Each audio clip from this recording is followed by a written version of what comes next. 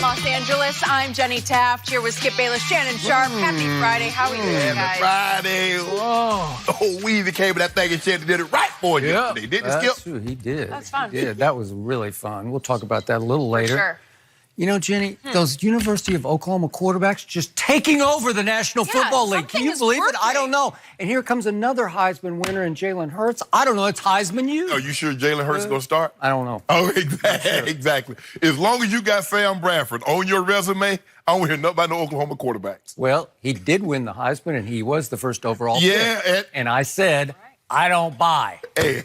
Way to go. And he's Fragile Freddy. Yep, that is true. Good start. We got a lot to get to on today's show. Are the Patriots already preparing for life after Tom Brady? Could it be some bad news for Skip's Cowboys? We will get to that. But we start with, as you said, Kyler Murray. He headlined a night of preseason rookie quarterback debuts, and the Heisman winner didn't disappoint. Kyler went 6 for 7 for 44 yards. His only series, the #1 overall pick, looked right at home in Cliff Kingsbury's offense. And after the game, Kyler was a little hard on himself. I wanted to score. I wanted to go back in. Somebody asked me before the week, would you want to go back in, or how would you feel? How do you think you'd feel? But yeah, I was definitely, I was itching for more. But no, I felt good. You trying to sell Coach on getting back in the game? Okay. And I just asked him if we were done twice, and he said, yeah, we're done. So. Shannon, I start with you. How impressive was Kyler's debut? Skip, he's the #1 overall pick. You're just going to shrug it off? That's it? Yeah. No, I don't base a whole lot on the preseason, Skip. You know the first.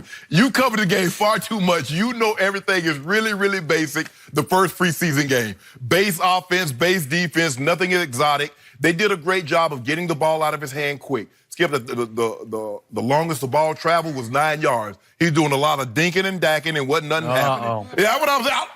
Am I lying? Boy, Dak can really dink it. Yeah, he can. Yeah. Oh, he can. He can really, really dink it. But I thought he did a very good job, Skip. They got the ball out of his hands quick.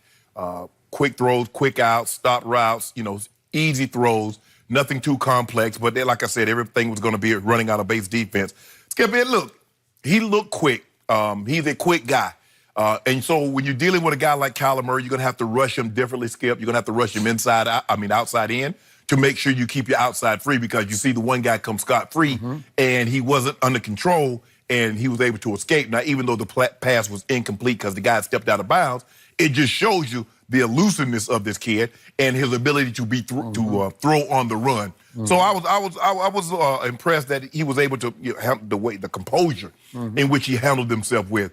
But Skip, I don't think we should get overboard. He was the first pick in the draft. Am I correct? Now I can see if he was a 7th round draft pick and he got into the game and he was doing all this, but he was the first overall pick, like Andrew Luck, like John Elway, like Troy Aikman and Terry Bradshaw. So should we temper expectations? You want a parade already for what you just saw? Come on, Skip, I'm not there yet. Yet, if 3 or 4 of Kyler's passes last night had been batted down at the line of scrimmage, the Hall of Famer across from me would have thrown a parade that would have run over little Kyler. I told you. It would Skip, it's hard to throw. Right? If he getting passes batted down, we throwing outside the number, we got a problem. Okay. It's when he has to throw over the middle. Okay. When they start running some end cuts, we'll see, Skip. Did we have any problems last night? No. I hope we not. did not. No, you probably hope so. You were looking for something to bite down on, to come in here and spit out. I'm not a nitpick type of guy like somebody else I know. Stop it.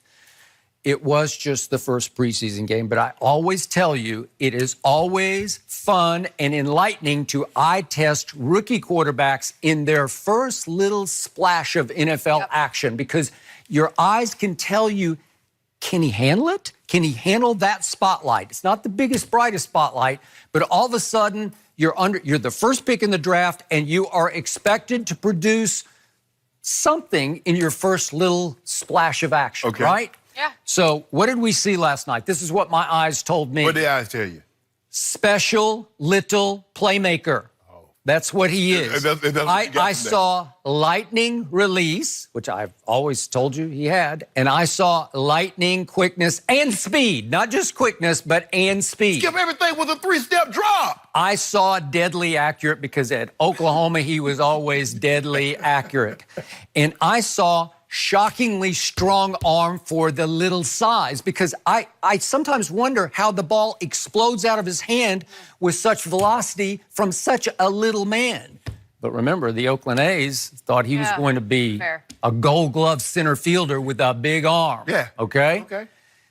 So what else did we see? We saw supreme calm and confidence to the point of what I call athletic arrogance. Is that moment too big for him? No, it's just a preseason game to him. And he stepped right on the field like he owned the football field, like he was the best player on the field. And again, are there backups all? Yes, gotcha.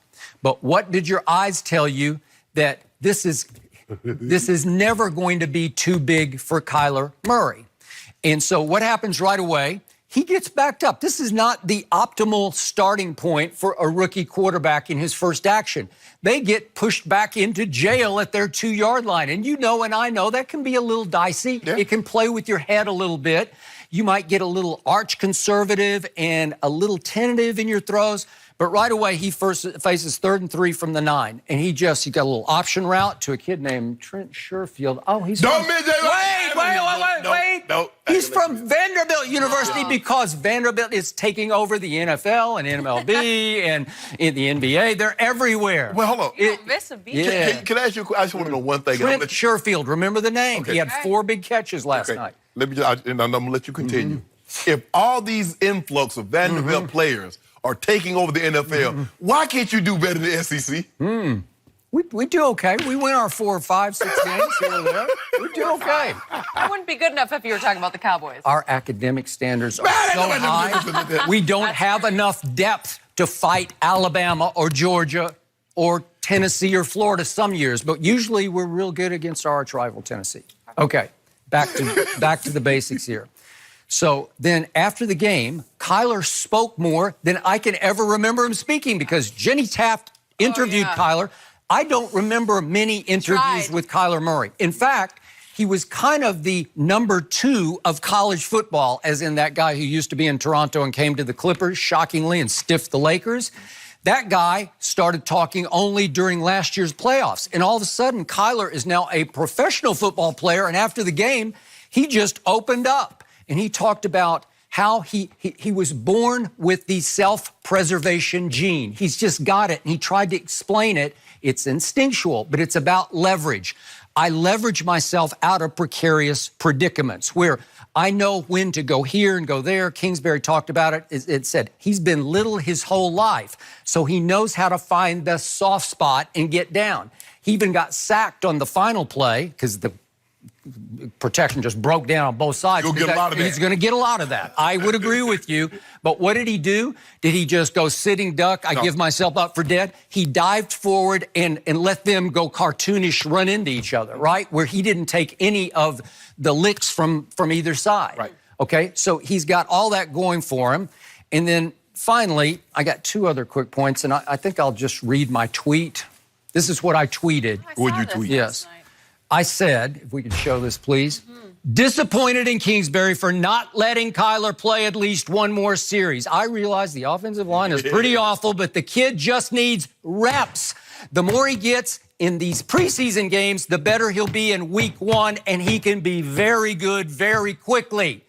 He should have played 3 or 4 series last night. No. Yes. No, you don't want to expose him like that. He's going to be a rookie starting quarterback. Yes. So what did Kyler say? He took issue. He said, I was itching to get back in. And twice he went up to Cliff Kingsbury, his rookie head coach that you don't have a lot of respect for because he didn't earn it at Texas Tech. And Kyler's like, I'm done? He asked him twice, I'm done? Yep, you're done.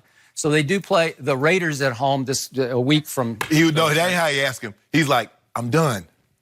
I'm done. Yeah, exactly. Yeah, I'm done, right? Okay. Still trying to make it feel like he was asking, I want to get back. Am I done? Huh. No, you could sense that he wanted to be out there from his quotes. They were very telling. Shannon Sharpe, you got to let this kid play. Just let him play. Skip, he's going to get up. I'm going to knock on wood for him, but he went through last year, and I never saw him in a dangerous spot where he took a shot where I said, ooh, I don't know if he can get up from that one. Right. So why not just let him figure it out? Skip, you got 4 preseason games. He'll play more the second one. He'll probably play to the half the third one, maybe even a snap, even a series into the third quarter. But you had seen enough, Skip. In a situation like this, I remember when playing with Mike in Denver, Skip, he would say, okay, we're going to play 10 plays. You got 10 reps, guys. Now, if we look really good in 4 or 5 reps, we were done. Okay. But if he said we're going to play 20 reps and we look like crap, we're going to play 30 reps. So it was all contingent. He got a couple of first downs. Cliff Kingsbury had seen enough. Kid, you're done. Okay, but when John Elway was a rookie quarterback who was going to be thrown into the fire on opening day, you got to let him go and let him feel the flow of it, the RPM of it enough that he's ready for week 1. Skip, he's going to play even more week 2. He's going to play a lot week 3. I'm going to remind you, at 41 last year, Tom Brady played 69 preseason snaps. That's a lot of football. Skip, but let me ask you a question. That was the first time probably in Tom Brady's career outside of his rookie season that he played that many snaps. Now, I don't want to get into what Coach Belichick was thinking or anything like that, but I just believe because he ended on a positive note, you'd like to see him go down and Kyler mentioned it, get last points. quick point. Kyler volunteered after the game, this really stunned me, that he has issues with post-game fraternizing between teams at midfield because they don't do that in college football. I don't know why, they just